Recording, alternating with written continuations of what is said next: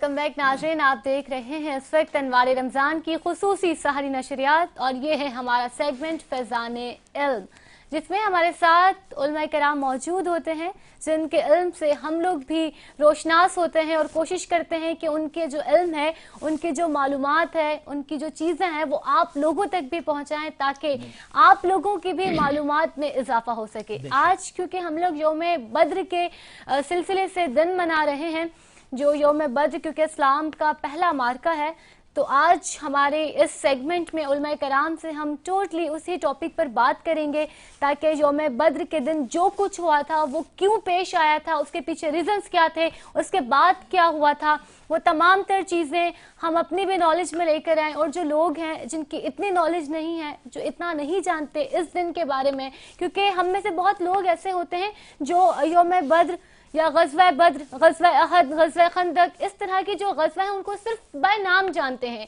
उनकी हिस्ट्री को नहीं जानते कि वो क्यों पेश आया था या उसके पीछे रीजंस क्या थे, उसमें क्या क्या हुआ था, इस्लाम की फतह कैसे हुई थी, हमारे जो सहाबाए किराम हैं उन्होंने नबी पाक सल्लल्लाहु ताला अलैहि वसल्लम की दी गई तालीमात के मुताबिक किस तरह से अपना हिस्सा उस ग़ज़वा में डाला था।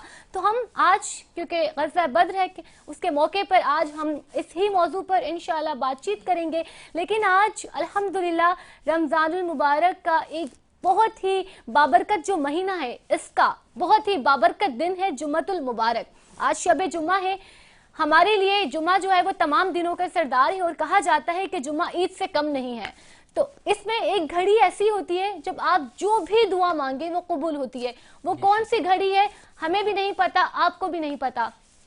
कोशिश कीजिए कि हमा वक्त आप जिक्र इलाही में मशगूल रहें, अल्लाह ताला से दुआ मांगते रहें मगफिरत की, क्योंकि अशरा मगफिरत भी चल रहा है।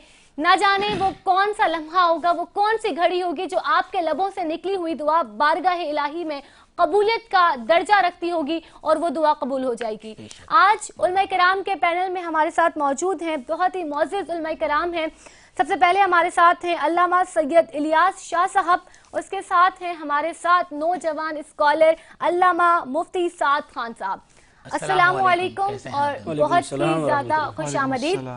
और हमारे साथ इन दोनों के साथ जो मौजूद हैं वो हैं हमारे बहुत ही प्यारे नाख़ा भाई हाफिज हामिद रजा। अस्सलाम वालेकुम और आपको एक बार फिर इस सेगमेंट में खुशामदीद कहते हैं।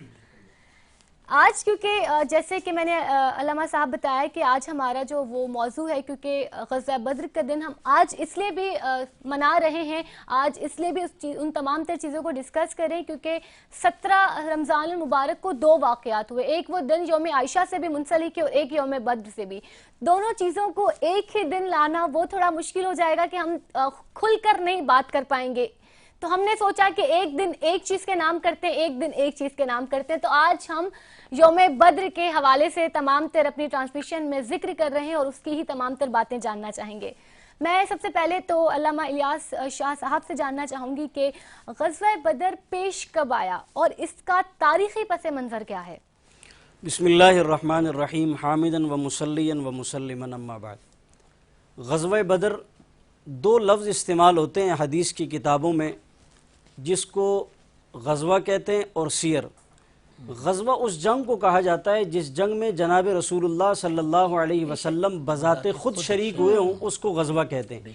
दूसरा लफ्ज़ सरिया, यानी वो जंग जिसमें आप सल्लल्लाहु अलैहि वसल्लम शरीक न हों, सहाबाए किराम के लश्कर को रवाना किया हो, इसको सरिया कहा जाता है। हदीस की किताबों में ग़ज़वात की तादाद उलमा ने जो नकल की है, यानी वो 27 ग़ज़वात हैं जिनमें अल्लाह के रसूल सल्लल्लाहु अलैहि वसल्लम ने ख़ुद शिरकत फरमाई है, और 47 के करीब वो जंगें हैं जो सराया कहलाती हैं, जिनमें आप अलैहिस्सलातु वस्सलाम ने बज़ाते ख़ुद शिरकत नहीं की, हज़रात सहाबाए किराम को उसकी तरफ रवाना फरमाया। ग़ज़वा बद्र सन 2 हिजरी 17 रमज़ानुल मुबारक को बद्र के मकाम पर पेश आया है। ये मदीना मुनव्वरा से तकरीबन 120 किलोमीटर के फासले पर है। अभी 2 महीने कबल मुझे उम्रे कर जाना हुआ और बदर का मैदान देखने की सआदत हासिल हुई, और वहाँ जो मस्जिद आरीश है जहाँ आप सल्लल्लाहु अलैहि वसल्लम का खैमा था, जहाँ नबी अलैहिस्सलातु वस्सलाम ने बैठकर दुआएं मांगी, आरीश उस खैमे को कहा जाता है। आज वहाँ बतौर यादगार के तौर पर मस्जिद आरीश बनाई गई है, उसका नाम आरीश से मंसूब किया गया है। ग़ज़वा बद्र का पस मंज़र ये है کہ آپ صلی اللہ علیہ وسلم نے جب مکے سے مدینہ ہجرت فرمائی تو مدینہ میں ایک ریاست قائم کرنے کے بعد اسلام پھلنے پھیلنے اور پھولنے لگا، جس کی وجہ سے کفار مکہ کو مزید تکلیف ہوئی کہ ہم نے تو ان کو مکے سے نکالا تھا کہ یہ دین مکے میں پھیل رہا تھا، یہ مکہ سے ہجرت کر کے مدینہ گئے اور اب وہاں بھی وہ دین اسی طرح بلکہ اس سے بڑھ کر پھیل رہا ہے۔ تو انہوں نے آپ صلی اللہ علیہ وسلم کے خلاف جو مختلف قوتیں اور سازشیں مالی طور پر جمع کی، اس کی ایک پس منظر اور بیک گراؤنڈ یہ تھا کہ ابو سفیان کا تجارتی قافلہ ملک شام سے مکہ مکرمہ کی طرف جا رہا تھا۔ علماء نے لکھا ہے کہ اس تجارتی قافلے میں اہل مکہ کے ہر شخص نے انویسٹمنٹ کے طور پر پیسے جمع کروائے تھے اور ہر شخص نے اس کے اندر پیسے رکھے تھے۔ مفسرین نے لکھا ہے کہ اس وقت اگر ہم اس کی قیمت کا اندازہ لگائیں آج سے 1400 سال پہلے تو وہ تقریباً 26 لاکھ روپے کی اماؤنٹ بنتی اس وقت کی، اور اگر آج اس کو آپ کاؤنٹ کریں تو وہ اس سے کئی گنا 26 ارب سے بڑھ کر کے وہ کاؤنٹنگ شمار ہوگی۔ آپ صلی اللہ علیہ وسلم کو جب بتایا گیا کہ ابو سفیان کا تجارتی قافلہ شام سے مکے کی طرف جا رہا ہے تو اللہ کے رسول نے حضرات صحابہ کرام کو جمع فرمایا کہ اس تجارتی قافلے پر اپنی دفاعی پوزیشن کو مضبوط کیا جائے اور یہ جو مسلمانوں کے خلاف تیاری کی جا رہی ہے اس کو توڑا جائے۔ یہ غزوہ بدر چونکہ ابتدائی جنگ تھی، اس سے پہلے حضرات صحابہ کرام نے کوئی جنگ لڑی نہیں ہے، اور یہ عجیب بات ہے، اللہ کے رسول فرماتے ہیں نا ان اللہ اختارنی واختار علی اصحابی، تمام نبیوں میں اللہ نے مجھے چنا اور میرے لیے اللہ نے صحابہ کو چنا۔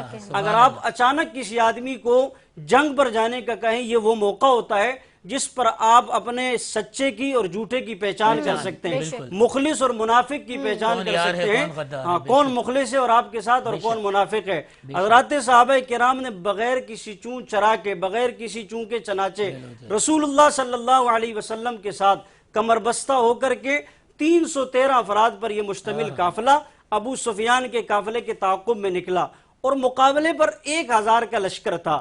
ابو سفیان اور اس کے قریب جو آئے ہوئے مکہ سے ابو جہل کا قافلہ وہ ساتھ میں مل گیا۔ جناب رسول اللہ صلی اللہ علیہ وسلم نے ایک مقام پر پڑاؤ ڈالا، اللہ کے رسول کے لیے یہاں پر خیمہ بنایا گیا۔ حضرت ابو بکر صدیق رضی اللہ تعالیٰ عنہ خیمے میں داخل ہوئے تو آپ دیکھیں اللہ کے رسول کا سر سجدے میں ہے، آنسوؤں کی لڑی جاری ہے اور آپ کے آنسو بہہ رہے ہیں، اور آپ یہ دعا کریں اللہم ان تہلک ہذہ العصابہ، اے اللہ میں نے اپنی چند سالوں کی محنت آپ کے سامنے لایا ہوں، مکے کا تڑپنا لایا ہوں، راتوں کا جاگنا لایا ہوں، طائف کے پتھر کھانا لایا ہوں، اور بیت اللہ میں کھڑے ہو کر کے راتوں کو رونا آپ کے سامنے لایا ہوں۔ یہ چند صحابہ ہیں، اگر آج یہ نہ رہے تو کل قیامت تک دین کیسے پھیلے گا، تیرا دین کا نام کون لے گا؟ یہ وہ صحابہ کرام تھے جن کو ایک ایک کو جا کر اللہ کے رسول نے دعوت دی اور ان کو تیار کیا۔ 313 کا مقابلہ 1000 کے ساتھ، یہاں صحابہ کرام کے پاس 2 گھوڑے، وہاں پر 200 گھوڑے، یہاں پر 70 اونٹ ہیں، اور اس کے مقابلے میں 600 زریں ہیں، یہاں 6 زریں آپ کے پاس ہیں، یعنی افراد بھی کم، جنگی سامان بھی کم، اور اس کے مقابلے میں افراد بھی زیادہ، جنگی سامان بھی زیادہ۔ لیکن اللہ کے رسول کی وہ دعائیں جس کو قرآن کریم نے یوں فرمایا استستغیثون ربکم، جب آپ اللہ سے پکار رہے تھے اور مدد مانگ رہے تھے، پھر وہ مدد یوں اتری کہ اللہ تعالیٰ نے فرشتوں کو مدد کے لیے بھیجا۔ اللہ تعالیٰ نے بعض آیات میں 3000 کا تذکرہ ہے، بعض میں 5000 کا تذکرہ ہے، بعض آیتوں میں 1000 کا تذکرہ ہے۔ اس طرح اللہ تعالیٰ نے صحابہ کی مدد کے لیے فرشتوں کو بھیجا، تسلی دی، اور دوسری اللہ تعالیٰ نے مدد یوں فرمائی۔ آیات کی تشریح میں علماء نے لکھا ہے جس جگہ حضرات صحابہ کرام کا پڑاؤ تھا وہ جگہ کچھ ریتیلی تھی، اور جس جگہ دشمن کا پڑاؤ تھا وہ جگہ کچھ اونچائی کے اعتبار سے زیادہ تھی۔ اللہ تعالیٰ نے چونکہ مدد کرنی تھی، جناب رسول اللہ کے اٹھے ہوئے ہاتھ تھے، نکلے ہوئے آنسو تھے، اور وہ تڑپ کر مانگی ہوئی دعائیں تھی، اور ابو بکر صدیق کا آپ کے کندھے پر یوں تسلی دے کر کہنا تھا اے اللہ کے نبی بس کریں، اللہ آپ کو تنہا اور اکیلے نہیں چھوڑیں گے۔ اس موقع پر جو دعائیں مانگی گئیں، بارش برسی، جو دشمن کی جگہ تھی وہ کیچڑ نما بن گئی، حضرات صحابہ کرام کی جگہ تھی وہ جم گئی، حضرات صحابہ کرام کو قدم جمانے میں آسانی ہوئی، اور اللہ کے رسول نے مٹھی اٹھائی اور اس میں آپ نے یوں پھونک مار کر کفار کی طرف پھینکا، سب کے سب کو اللہ نے اندھا کیا۔ قرآن کہتا وما رمیت اذ رمیت ولکن اللہ رما، پیغمبر ہاتھ آپ کے تھے، اشارہ آپ کا کام تھا کرنا، اور اندھا کرنا مجھے رب کا کام تھا۔ یعنی اس بات کا خلاصہ یہ ہے ہم بڑے تو صحیح اور مدد کرنے کے لیے اللہ سبحان اللہ، بہت مفصل بہترین جواب۔ میں آؤں گا محترم سعد خان صاحب کی جانب۔ سعد خان آپ سے سوال یہ ہے کہ یوم بدر کو، غزوہ بدر کو یوم الفرقان بھی کہا جاتا ہے، یہ فرقان فرق کرنے سے نکلا ہوا لفظ ہے، تھوڑی سی اس کی وضاحت فرمائیں گے کہ یوم الفرقان کہنے کی کیا وجہ ہے؟ بسم اللہ الرحمن الرحیم. میرے بھائی نے بہت ہی خوبصورت مفصل جواب دیا. میں یوم الفرقان جیسے کہتے ہیں، میں اس حوالے سے آپ کو تھوڑا سا اس کا پس منظر بتا دوں. دیکھیں، غزوہ بدر 2 ہجری 17 رمضان المبارک کو تو ہوا، لیکن یہ لڑائی تب کی نہیں ہے. یہ لڑائی تب سے ہے جب رسول اللہ صلی اللہ علیہ وسلم نے کوہ صفا پر جب پہلی بار اعلان نبوت سب کے سامنے کیا. یہ لڑائی جنگ تب سے جاری ہے جب رسول اللہ صلی اللہ علیہ وسلم نے بتایا کہ اگر میں کہوں کہ میرے پیچھے سے ایک لشکر آ رہا ہے جو تم پر حملہ آور ہوگا، تمام نے کہا ہم آپ پر یقین رکھتے ہیں، اگر آپ کہیں آپ صادق ہیں، امین ہیں. تو رسول اللہ نے فرمایا پھر تم کیوں نہیں یہ یقین رکھتے کہ اللہ ایک ہے اور میں اللہ کا سچا رسول ہوں؟ تو ادھر ابو لہب کہتا ہے کہ اے محمد، نعوذ باللہ، تو نے اس کام کے لیے ہمیں بلایا ہے. تو اللہ فرماتے تبت یدا ابی لہب وتب، اے ابو لہب تیرے ہاتھ ٹوٹ جائیں. تو حضرت یہ جو لڑائی ہے یہ مکہ میں ہی شروع ہو گئی تھی. یہ فرق الفرقان، یہ فرق وہیں شروع ہو گیا تھا. یہ لڑائی حق باطل کی ہے، یہ لڑائی دین اور مخالف دین کی ہے، یہ لڑائی سچائی اور گمراہی کے درمیان ہے، یہ لڑائی ایک حق اور باطل کے درمیان فرق کرنے کا ہے. یہ تو ہوئی تو 2 ہجری 17 رمضان المبارک کو ہے، لیکن اس کا سلسلہ شروع سے ہی شروع ہو گیا تھا. اور یاد رکھیے، ہمارے ہاں کچھ لوگ کہتے ہیں کہ ان کو مسئلہ رسول اللہ صلی اللہ علیہ وسلم کی ذات سے تھا.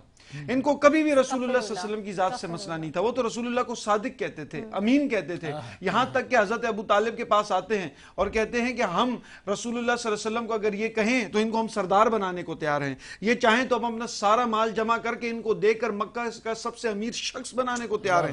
یہ جو چاہیں صرف ایک کام کر دیں، وہ دین اسلام چھوڑ دیں، اس کی ترویج کرنا چھوڑ دیں. ان کو مسئلہ اسلام کے ساتھ تھا، ان کو مسئلہ اللہ رب العزت کے ساتھ تھا. وہ رسول اللہ کو سچا بھی مانتے تھے، امین بھی مانتے تھے، لیکن بات وہی ہے، وہ باطل اور حق کو فرقان الگ کرنا تھا. تو ان کو مسئلہ یہ تھا.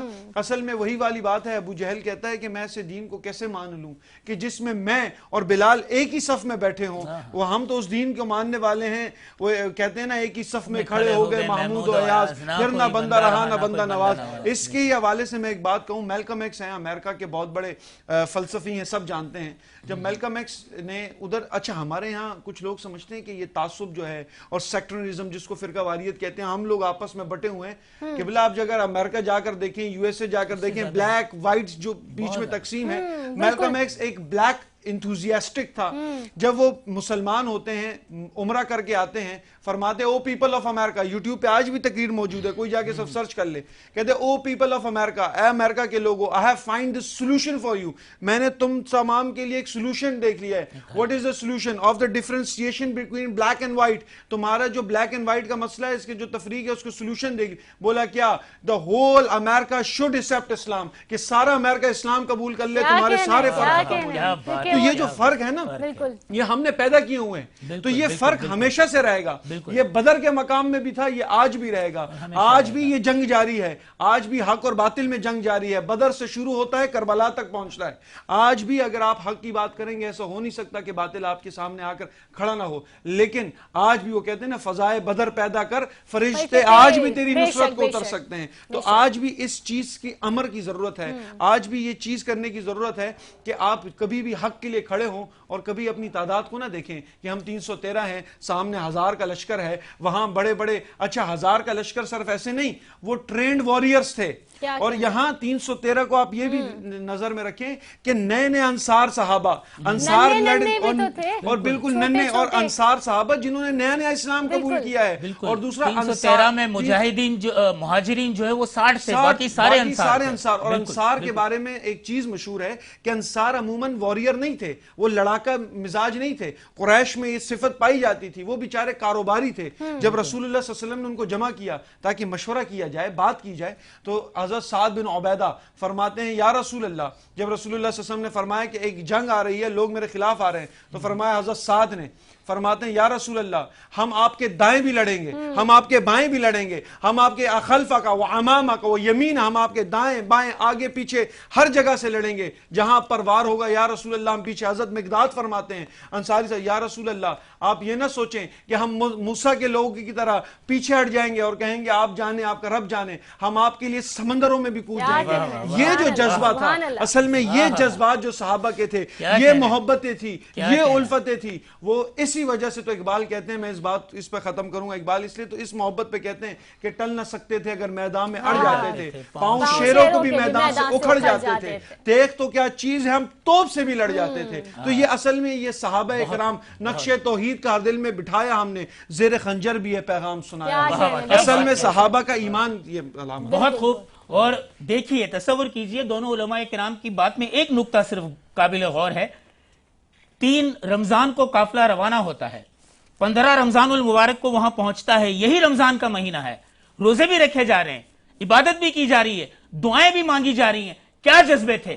یہ اصحاب بدر ہی تھے جنہوں نے رہتی دنیا کے لوگوں تک یہ پیغام پہنچا دیا کہ اللہ کی راہ میں لڑنے کے لیے ہم وقت تیار ہیں۔ انہوں نے ثابت کر دیا کہ نہ مسجد میں نہ بیت اللہ کی دیواروں کے سائے میں نماز عشق ادا ہوتی ہے تلواروں کے سائے میں۔ تو اسی بات کے ساتھ ہم چلیں گے ثنا خواں ایاز الحسن رضوی صاحب کے پاس کہ ایک نعت رسول مقبول کا ہدیہ پیش کریں۔ جہاں روزہ پاک خیر الورا ہے، وہ جنت نہیں ہے تو پھر اور کیا ہے؟ کہاں میں کہاں یہ مدینے کی گلیاں، یہ قسمت نہیں ہے تو پھر اور کیا ہے؟ محمد کی عظمت کو کیا پوچھتے ہو کہ وہ صاحب کعبہ قوسین ٹھہرے۔ محمد کی عظمت کو کیا پوچھتے ہو کہ وہ صاحب کعبہ قوسین ٹھہرے، قوسین ٹھہرے۔ بشر کی سر عرش مہمان نوازی، یہ عظمت نہیں ہے تو پھر اور کیا ہے؟ کہاں میں کہاں یہ مدینے کی گلیاں، یہ قسمت نہیں ہے تو پھر اور کیا ہے؟ کہ قیامت کا ایک دن معین ہے لیکن ہمارے لیے ہر نفس ہے قیامت، قیامت کا ایک دن معین ہے لیکن ہمارے لیے ہر نفس ہے قیامت، نفس ہے قیامت۔ کیونکہ مدینے سے ہم جان نثاروں کی دوری، یہ قیامت نہیں ہے تو پھر اور کیا ہے؟ مدینے سے ہم جان نثاروں کی دوری، یہ قیامت نہیں ہے تو پھر اور کیا ہے؟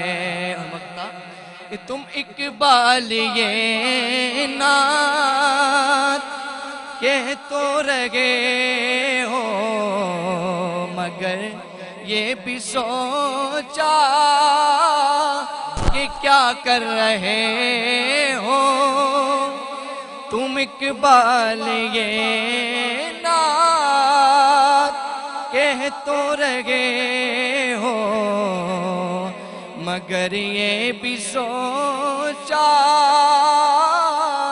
کہ کیا کر رہے ہو کیا کر رہے ہو کہاں تم کہاں مد ہے ممدوح ہے یا زیدہ یہ جرت نہیں ہے تو پھر اور کیا ہے کہاں میں کہاں یہ مدینے کی گلیاں یہ قسمت نہیں ہے تو پھر اور کیا ہے بہت ہی خوبصورت کلام حافظ زیاد الحسن آپ نے پیش کیا، اور بے شک وہ مدینے سے دوری ہم لوگوں کے لیے قیامت ہی سا سما ہے. لیکن ناظرین کرام، بہت ہی خوبصورت گفتگو کا سلسلہ جاری ہے اور بہت ہی زیادہ معلوماتی سیگمنٹ ہوتا ہے یہ ہمارا. اتنی معلوماتی باتیں ہوتی ہیں، اتنی زیادہ چیزیں دلچسپ ہوتی ہیں. اسلام کی جب باتیں کرتے ہیں وہ اتنی علماء کرام دلچسپ انداز میں ہم لوگوں کے سامنے پیش کرتے ہیں. دل چاہتا ہے سلسلہ چلتا رہے، جاری رہے اور ہماری سماعتیں سنتی رہیں. لیکن ناظرین کرام، سحری کرنا بھی تو سنت ہے. آپ لوگ بھی سحری کیجئے، ہم لوگ بھی سحری کرتے ہیں اور اس سلسلے کو دوبارہ سے جوڑتے ہیں ایک سحری کے بعد. ملتے ہیں بریک کے بعد.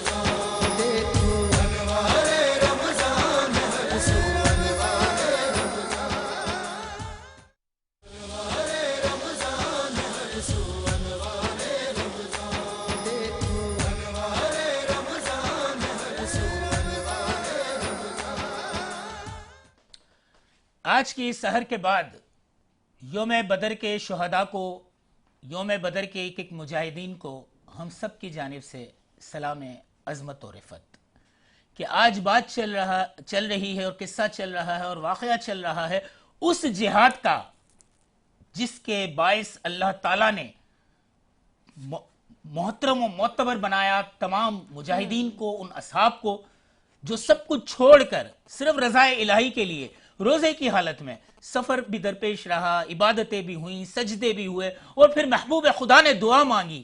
دعا بھی ایسی زارو قطار روتے ہوئے کہ آنکھوں سے آنسو ٹپکنے لگے. ابو بکر صدیق نے کہا بس کر دیں یا رسول اللہ، اتنی دعا کافی ہے. اور اس دعا کے بعد اللہ نے فتح اور نصرت کی جو نوید سنائی تھی وہ پوری ہوئی. اسی موضوع پہ گفتگو چل رہی ہے. علماء اکرام ہمارے ساتھ موجود ہیں، محترم مولانا الیاس شاہ صاحب اور محترم مفتی سعد خان صاحب. میں آپ کی جانب آنا چاہوں گا اور آپ سے میرا سوال ہے کہ فریضہ جہاد کے بارے میں بتائیے کہ جہاد فرض کب ہوتا ہے اور اس کی کتنی اقسام ہیں، کن حالات میں فرض ہوتا ہے، جہاد کب ہوتا ہے؟ بسم اللہ الرحمن الرحیم. قرآن کریم کے اگر آپ مطالعہ کریں تو آپ کو سورت کی ابتدا میں ایک لفظ لکھا ہوا نظر آتا ہے مکی سورت اور مدنی سورت.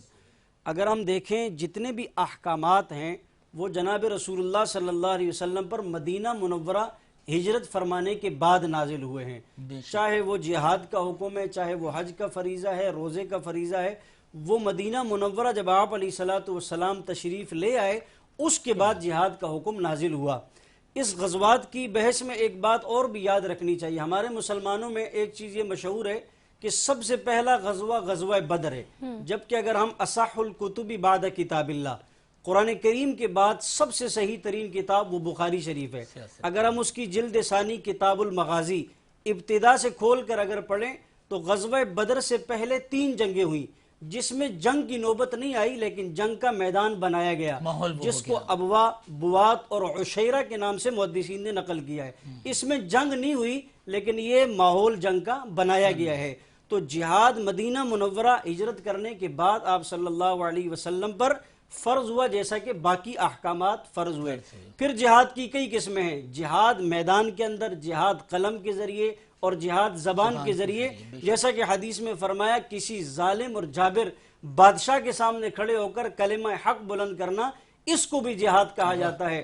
زبان اور قلم کے ذریعے کسی جابر اور ظالم بادشاہ کے خلاف تحریر لکھنا، اس کو بھی جہاد کہا جاتا ہے۔ لیکن سب سے افضل ترین جہاد یہ ہے کہ میدان کارزار میں دشمن کے سامنے کھڑے ہو کر کے اس کی گردنیں اڑانا، جیسا کہ حضرت علی رضی اللہ تعالیٰ عنہ کا فرمان اقدس ہے کہ مجھے 3 چیزیں پسند ہیں۔ ایک لمبی حدیث ہے، اللہ کے رسول مسجد نبوی میں تشریف فرما تھے، آپ نے فرمایا مجھے یہ پسند۔ حضرت سیدنا صدیق اکبر نے اپنی پسند کا اظہار کیا، فاروق اعظم عثمان غنی، حضرت علی رضی اللہ تعالیٰ عنہ فرمانے لگے مجھے بھی 3 چیزیں پسند ہیں۔ نمبر 1 علی کا دسترخوان ہو، آپ میزبان ہو اور مہمان آتے رہیں۔ فرمایا دوسری چیز مجھے یہ پسند ہے گرمیوں کے دن ہوں اور لمبے روزے ہوں۔ فرمایا تیسری چیز مجھے یہ پسند ہے کہ علی کی تلوار ہو اور کافر کی گردنیں ہوں اور ضرب لگتی رہے اور ان کی گردنیں اڑتی رہے، جس کو قرآن کریم نے کہا فَضْرِبُوا فَوْقَ الْأَعْنَاقِ، ان کی گردنوں پر مارو، ان کے جوڑوں پر مارو، تاکہ جو ہے وہ حق پھیلے، حق بلند ہو اور لوگوں کو اس چیز کا اندازہ ہو کہ ادعو الی سبیل ربک، یہ بھی ضابطہ قرآن ہے۔ فَضْرِبُوا فَوْقَ الْأَعْنَاقِ، یہ بھی ضابطہ قرآن ہے۔ جب ضرورت تھی ادعو کی تو اس پر عمل کروایا، جب ضرورت تھی فَضْرِبُوا فَوْقَ الْأَعْنَاقِ کی تو اس پر عمل کروایا۔ کیا کہنے، بہت ہی خوبصورت آپ نے جو ہے ارشاد اپنا فرمایا، اور کیا اتنی خوبصورت باتیں ہوتی ہیں جب ہم لوگ اسلام کی تاریخ پڑھتے ہیں، جب ہم غزوہ کے بارے میں پڑھ رہے ہوتے ہیں، جب علماء کرام سے ہمیں تمام تر چیزیں سن رہے ہوتے ہیں تو ایسا لگتا ہے جیسے امیجنیشنز میں چلے جاتے ہیں، اور وہ تمام تر چیزیں، وہ تمام تر نظارے جیسے آنکھوں کے سامنے چل رہے ہیں اور ہم لوگ وہ بس سنتے جا رہے ہیں اور یہاں سے دیکھتے جا رہے ہیں۔ ہم آئیں گے کہ ہمارے جو مفتی نوجوان جو اسکالر یہاں پہ موجود ہے، دیکھ کر بہت خوشی ہوتی ہے کہ نوجوانوں میں بھی یہ سلسلہ جاری ہے اور ہماری نوجوان نسل بھی اس طرف راغب ہو رہی ہے۔ میں جاننا چاہوں گی، جیسے آج غزوہ بدر کا ہی دن ہے، تو غزوہ بدر میں نصرت الہی کی مدد کے لیے اللہ تعالیٰ نے فرشتوں کے ذریعے مسلمانوں کی مدد کی تھی، وہ نصرت کیسی تھی، اس کی داستان کیا ہے؟ بڑا ہی خوبصورت سوال ہے۔ میں پہلے اپنے بھائی کی بات کو تھوڑا سا کنٹینیو کروں گا اور ایک پیغام بھی یہاں دوں گا۔ جیسے کہ جہاد کی بات ہوئی، جہاد کا جو اگر آپ مطلب دیکھیں، جہاد کا مطلب ہے کوشش، اجتہاد، سٹرگل، ایک مستقل سوچ۔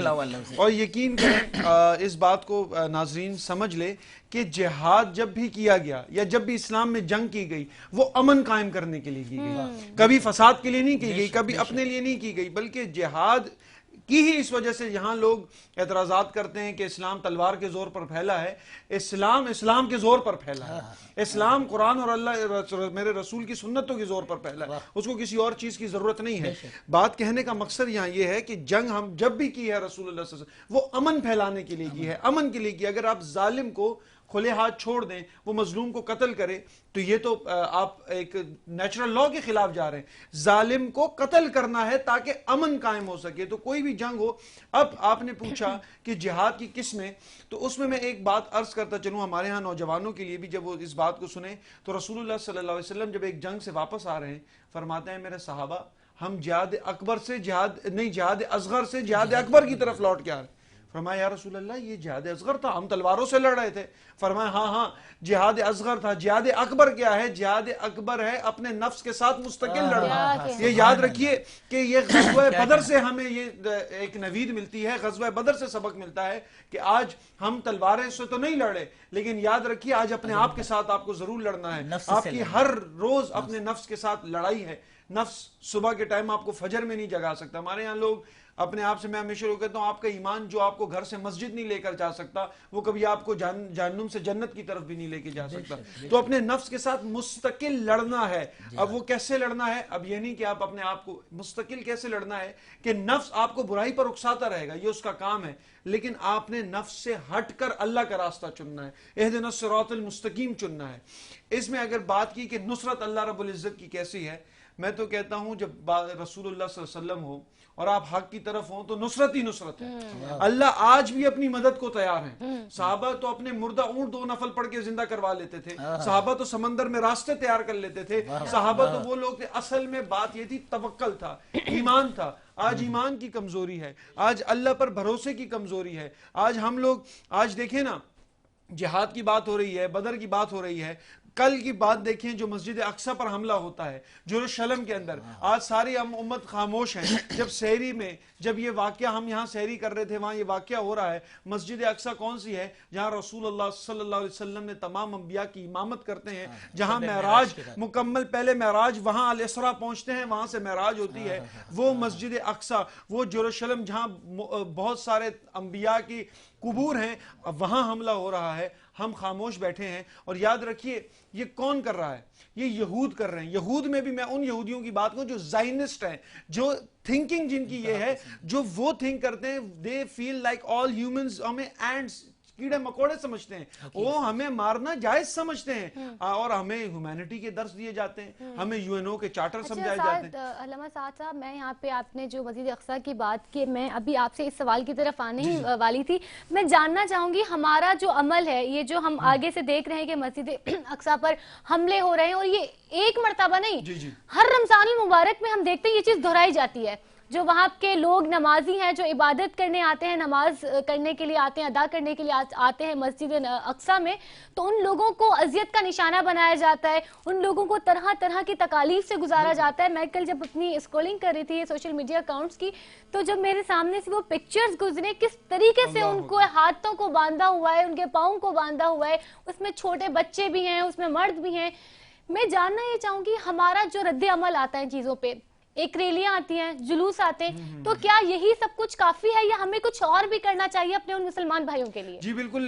بات یہ ہے کہ رسول اللہ صلی اللہ علیہ وسلم نے فرمایا میری تمام عمر کمثل جسدی ہے، ایک جسم کی مانند ہے. ایسا نہیں ہو سکتا کہ میرے پیر میں درد ہو میں کہوں الحمدللہ میں ٹھیک ٹھاک ہوں. میرا پورا جسم اس کی درد محسوس کرے گا، اس کے کانسیکوینسز محسوس کرے گا. اگر یروشلم کے اندر، مسجد اقصی کے اندر یا دنیا کے کسی جگہ پر میرے مسلمان بھائی کو کوئی تکلیف پہنچا رہا ہے تو ہمیں یہاں بیٹھ کے اس کی تکلیف محسوس ہونی چاہیے اگر ہم مسلمان ہونے کا دعویٰ کرتے ہیں.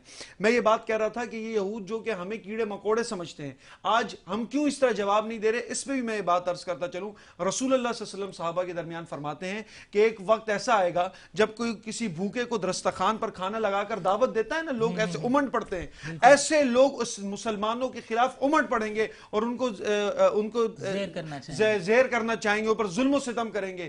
تو صحابہ فرماتے ہیں یا رسول اللہ کیا مسلمان نہیں ہوں گے، کیا ان کی تعداد کم ہوگی؟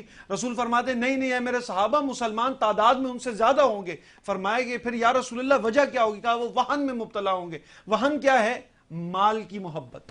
آج ہم مال کی محبت میں لگے اور خوف مرگ ختم ہو جائے گا، مطلب ہم موت سے ڈرنے لگ جائیں گے، ہمیں خوف مرگ ہوگا کہیں میں جان سے نہ چلا جاؤں. دیکھیں وہ کہتے ہیں نا کہ کروں تیرے نام پہ جاں فدا، نہ بس ایک جا دو جہاں فدا، دو جہاں سے بھی جی نہیں بھرا، کروں کیا کروڑوں جہاں نہیں. یہ جو ہماری زندگیاں ہیں یہ تو در رسول پر فنا ہونے کے لیے ہیں. ہم نے تو یہ جانے ہمارے، دیکھیں میں ہمیشہ ایک بات کرتا ہوں کہ جو بلاسفیمی کی ہم بات کرتے ہیں، ہم گستاخی کی بات کرتے ہیں، قانون کیوں بنائے جاتے ہیں؟ قانون بنائے جاتے ہیں انسان کی عزت، جان مال کی حفاظت کے لیے. ان کو یہ بات کیوں نہیں سمجھ میں آتی کہ ہم رسول اللہ صلی اللہ علیہ وسلم سے اپنی عزت سے، اپنی جان سے، اپنی تمام چیزوں سے زیادہ محبت کرتے ہیں. ان کے اوپر کوئی بات آئے گی ہماری جانیں ان کے سامنے کچھ نہیں ہے، کیونکہ حدیث لا یؤمن احدکم حتی اکون احب الیہ من والدہ وولدہ والناس اجمعین. جیسے کہ میری بہن نے کہا آج وجہ کیا ہے؟ آج وجہ یہ ہے کہ ہم لوگ حریص ہو گئے، ہم مال کی ارث و وصل، ہمیں کسی کی فکر نہیں ہے. اور پھر میں اس میں ایک اور بات، کہاں ہے اقوام متحدہ، کہاں ہے یہ علم بردار جو یو این او کے چارٹر بناتے ہیں اور کہتے ہیں یو این او کے چارٹر کا مقصد کیا تھا؟ مقصد یہ تھا کہ انسان کی جان محفوظ رہے. کہاں انسان کی کون سی جانیں محفوظ ہیں؟ ہم یہ دیکھتے ہیں سب سے دنیا کا بہترین چارٹر، میں اس پہ گفتگو ختم کروں گا، دنیا کا سب سے بہترین چارٹر کون سا ہے؟ وہ حجۃ الوداع کا خطبہ ہے، جہاں رسول اللہ صلی اللہ علیہ وسلم نے بتا دیا کہ کوئی بلیک وائٹ سے بہتر نہیں ہے، کوئی کسی میں تفریق نہیں ہے، صرف ایک چیز جو آپ کے درمیان فرق کرتی ہے وہ تقوی ہے. اور حضرت یہ میرا جملہ آج تمام ناظرین کے لیے اور اتنا خوبصورت ہے. اصل میں تمام لوگ کیا چاہتے ہیں؟ یہ چاہتے ہیں، اور یہ تمام مذاہب یہ چاہتے کیا ہیں؟ ان کا مقصد یہ ہے کہ یہ انسان کو انسان کی غلامی میں داخل کر لیں. اور اسلام کیا چاہتا ہے؟ وہ انسان کو انسان کی غلامی سے نکال کر اللہ کی غلامی میں ڈالتا ہے. تو ہم اللہ کے غلام ہیں، ہم کسی یہودی یا مال، دیکھیں غلامی صرف لوگوں کی نہیں، مال کی بھی ہوتی ہے، اسباب کی بھی ہوتی ہے. ہم کسی کے غلام نہیں ہیں، ہم صرف اللہ اور اللہ کے رسول کے غلام ہیں. اور قبلہ جو ان کے غلام ہوتے ہیں وہ پھر کسی سے گھبراتے نہیں. آج اس امر کی ضرورت ہے کہ ہم آواز اٹھائیں. جیسے میری بہن نے کہا، آواز یہ نہیں کہ روڈوں پہ فقط نکل کر آواز، پوری قوم یکجا ہو کر ایک آواز اٹھائے, ایک آواز بنے, اپنے بہن بھائیوں کے لیے جو وہاں بیٹھے ہیں ہم ان کے لیے آواز بلند کریں. جس جگہ, چاہے ٹویٹر پر ٹرینڈ بنا لیں, جس جگہ پر آپ بات کر سکیں اپنے استطاعت کے مطابق, یہ بھی جہاد ہے. آپ کے پاس سوشل میڈیا ہے, آپ ٹرینڈ بنا لیں, ان کے خلاف ٹرینڈ چلا لیں, جس عوض سے بھی کر سکتے ہیں. ضرور ہمیں اس کی شدید مذمت. اور آپ کی انہی باتوں کو کنٹینیو کرتے ہوئے میں پھر دور حاضر کی ایک بات کروں گا اور الیاس شاہ صاحب سے کروں گا. قبلہ, بین الاقوامی عالمی تنظیم انسانی حقوق کی جو بڑے بڑے دعوے کرتے ہیں, بڑی بڑی باتیں کرتے ہیں, ان کا آپ پورا چارٹر, ان کے پورے نکات اٹھا کر پڑھیں. کیا ہے اس نکات میں؟ اور وہ دعویٰ کرتے ہیں کہ ہم انسانی حقوق کے لیے سب کچھ ہم ہی کر رہے ہیں, ہم سے بہترین کوئی نہیں ہے. بخدا آج وہ اٹھا کے بغور پڑھیں خطبہ حجت الوداع کے نکات کے علاوہ اس میں کیا رکھا ہے. 1400 سال پہلے آقا رسالت مآب صلی اللہ علیہ وسلم آئین حیات بنا کر چلے گئے, ان کا ایک ایک لفظ ہماری زندگی کا آئین ہے. تو یہ آج اتنا بڑا دعویٰ کرنے والے, اور جو دعویٰ وہ کر رہے ہیں قول و فعل میں تضاد ہے. جس چیز کے لیے وہ ہمیں کہہ رہے ہیں, ہم پر احسان جتا رہے ہیں یا ہم پر وہ کچھ لاد رہے ہیں بوجھ, وہ سارا تو ہمارے آقا دے کر گئے کائنات کو. اس حوالے سے آپ کیا کہیں گے؟ یہ عالمی حقوق کی جتنی تنظیمیں لوگوں کو بیوقوف بنا رہی ہیں اور یہ جعلی نعرے لگا کر لوگوں کو اپنے جال میں پھانس رہی ہے, اس حوالے سے آپ کیا کہیں گے؟ بسم اللہ الرحمن الرحیم. مفتی صاحب نے بہت اچھی اس حوالے سے بات کی ہے. جو مسجد اقصیٰ میں جاریت چل رہی ہے اور چھوٹے چھوٹے معصوم بچے اور خواتین اور بوڑھوں پر جو تشدد کیا جا رہا ہے, یہ انسانی درندے ہیں, یہ انسان کہلانے کے بھی قابل نہیں ہیں. اس لیے کہ قرآن کریم نے 1400 سال پہلے ان کا تعارف کرواتے ہوئے کہا تھا کہ جب انسان انسانیت سے نکلتا ہے اولئک کل انعام, پھر وہ جانور بنتا ہے. اگلا جملہ قرآن کریم کا یہ تھا بل ہم ازل, پھر وہ جانوروں سے بھی بدتر ہو جاتا ہے. جیسے مفتی صاحب نے حدیث پڑھی کہ اسلام میں مسلمان کی مثال کجسد واحد. اگلی حدیث کا ٹکڑا یہ انشتکا عینہ انشتکا کلو انشتکا رأسہ انشتکا کلو.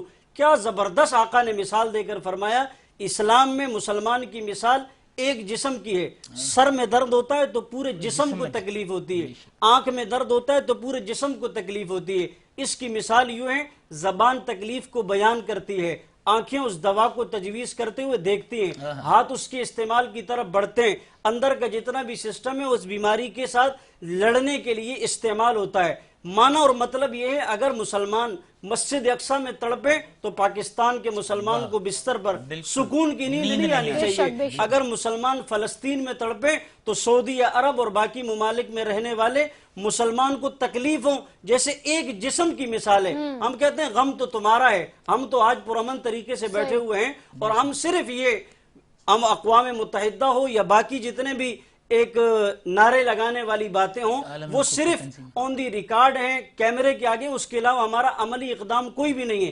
آج امت مسلمہ کو ضرورت ہے محمد بن قاسم کی, آج امت مسلمہ کو ضرورت ہے صلاح الدین ایوبی کی, آج امت مسلمہ کو ضرورت ہے غزوہ احد سے سبق سیکھنے کی. صحابہ کی لاشیں پڑی ہوئی ہیں, ایک صحابی کو پانی پیش کیا جاتا ہے, وہ کہتا ہے دوسرے کو دے دیں, دوسرے کو پیش کیا جاتا ہے, وہ کہتا ہے تیسرے کو دے دیں, تیسرے سے چلتے ہوئے چوتھے تک آتا ہے اور آخر تک پہنچتا ہے, تو آخر سے لے کر پہلے تک یعنی 70 صحابہ شہید ہو چکے ہوئے ہوتے ہیں. یہ ان کی مثال تھی کہ ایک نے دوسرے کی تکلیف کو محسوس کیا. ایک عورت کے 4 افراد گھر کے جنگ میں شہید ہو گئے, جب وہ چلنے لگی تو کسی نے کہا آپ کو پتہ ہے بھائی شہید, بیٹا شہید, شوہر شہید. اس نے کہا اس بات کو چھوڑو, مجھے بتاؤ آقا صلی اللہ علیہ وسلم کا حال کیا ہے. چلی تھی ایک ضعیفہ جستجو حال کرنے کو, کسی اچھی خبر کا بڑھ کر استقبال کرنے کو. گئے تھے جنگ میں اس کے بھائی اور برادر بھی, لٹا دیے تھے اس نے فرزندانوں کے گوہر بھی. نہ بھائی کا, نہ بچوں کا, نہ شوہر کا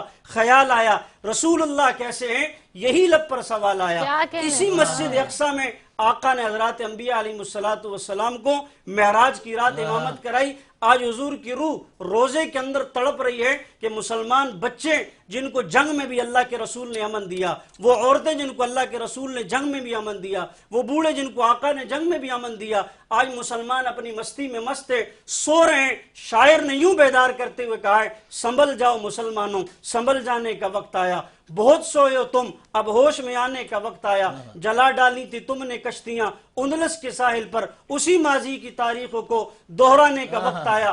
جہاں سے 313 چلے تھے تم مسلمانوں, اسی ماضی کے نقشوں پر چلنے کا وقت آیا. آج یہ ماضی کے نقشے اگر ہم نہیں دہرائیں گے تو ایک مسجد اقصیٰ نہیں ہے, اس سے معاملہ آگے بڑھے گا اور پھر ہم تک پہنچے گا, اور پھر ہم اپنے اپنے تفریق میں بٹے ہوئے ہیں.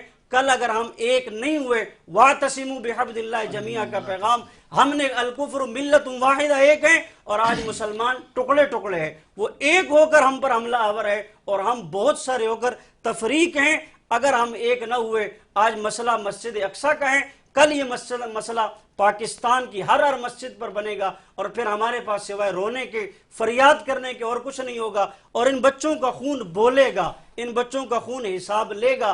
और अगर खुदा न खास्ता कल क़यामत के दिन फ़लस्तीन के इन बच्चों ने हमें गिरबान से पकड़ कर पूछा, अक़वाम मुत्तहिदा को पकड़ कर पूछा, तुम्हारे पास इख्तियारात थे, कुव्वत थी, ताकत थी, तुम कहाँ सोए रहे? और पाकिस्तान समेत तमाम इस्लामी ममालिक के नुमाइंदगान जिनके पास इख्तियारात हैं, वो आज अपनी ज़बानों को ताले लगाए हुए हैं, बंद किए हुए हैं। कल इन बच्चों के हाथ होंगे और इन उम्मत मुस्लिमा के हुक्मरानों के गिरेबान होंगे और उनसे पूछा जाएगा कि हम टुकड़े टुकड़े होते रहे और तुम मजे लेते रहे। क्या कहना है आपने जो ये यकजहती की बात की, इसी के ऊपर तो इकबाल ने कहा है कि फजाए बद्र पैदा कर फरिश्ते तेरी नुसरत को, उतर सकते हैं गर्दों में कतार अब भी, कतार अब भी। ठीक है, मतलब यही है कि हम यकजहती अगर अपने अंदर लेकर आ जाएं तो फिर ना ऐसे मामलात हो, ना ऐसी चीजें हो।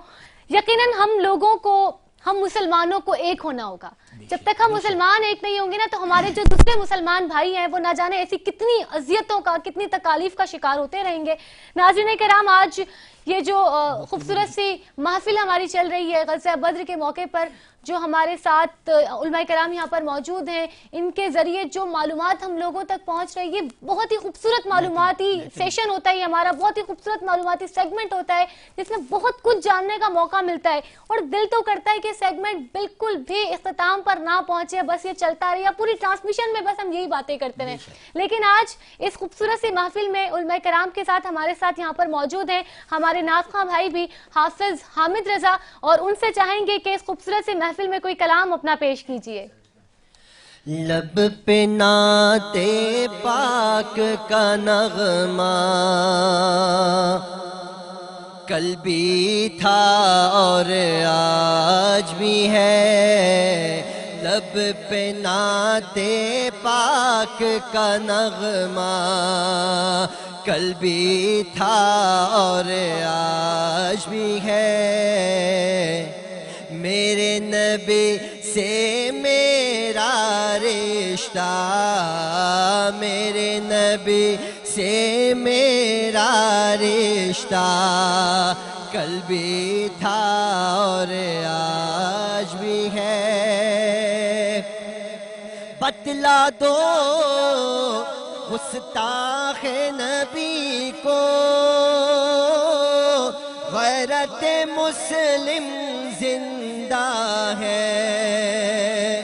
बतला दो गुस्ताख नबी को गैरत मुस्लिम जिंदा है। उन पे मर मिटने का जज्बा, उन पे मर मिटने का जज्बा कल भी था और आज भी है।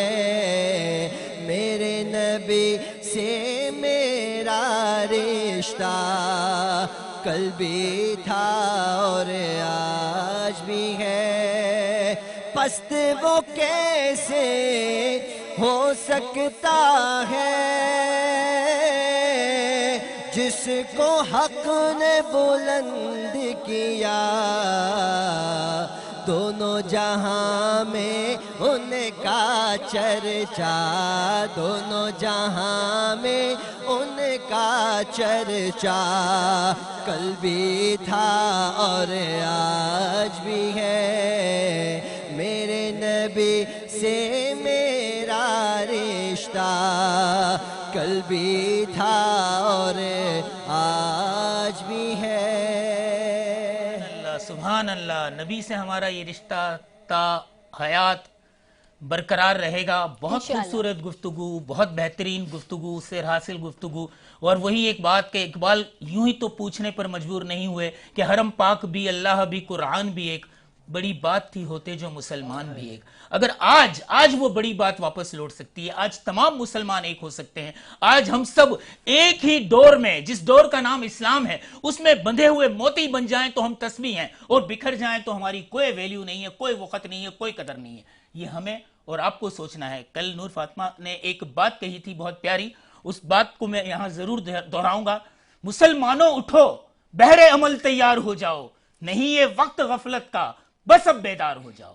یہی وہ لمحہ ہے جہاں آپ کو, ہم کو بیدار ہونا ضروری ہے. مسجد اقصی تک پہنچنے والے کفاروں کے بوٹوں کی آوازیں ہم بھی سن رہے ہیں. یہ شاہ فیصل مسجد تک بھی آ سکتی ہیں, یہ کراچی کی مسجد طوبہ تک بھی آ سکتی ہیں, یہ ہر جگہ جا سکتی ہیں. بس بیدار ہو جاؤ. علماء کرام سے میں بے انتہا مشکور و ممنون ہوں. آج جس جذبہ ایمانی کے ساتھ ہم نے گفتگو فرمائی اور ہمارے سماعتوں نے جو سنا, ہماری بصارتوں نے جو دیکھا, ایسا محسوس ہوا کہ وہ منظر ہم اپنی آنکھوں سے دیکھ رہے ہیں. اللہ تعالیٰ اس پورے پاکستان میں نہیں, پوری امت مسلمہ میں فضائے بدر کو ہمیشہ کے لیے دوبارہ زندہ و جاوید کر دے, اور ہمارے دل انہی جہاد کے جذبوں سے, انہی اللہ اور اس کے رسول کی محبتوں سے دوبارہ آباد ہو جائیں. آمین ثم آمین. اسی دعا کے ساتھ اس سیگمنٹ کا اختتام کریں گے. دونوں ہی حضرات, بلکہ تینوں حضرات کا بہت مشکور و ممنون ہو کر آئندہ بھی آپ کے ساتھ اسی طرح کی ادبی علمی محفلیں فیضان علم کے ذریعے چلتی رہیں گی انشاءاللہ. انشاءاللہ. ملتے ہیں بریک کے بعد.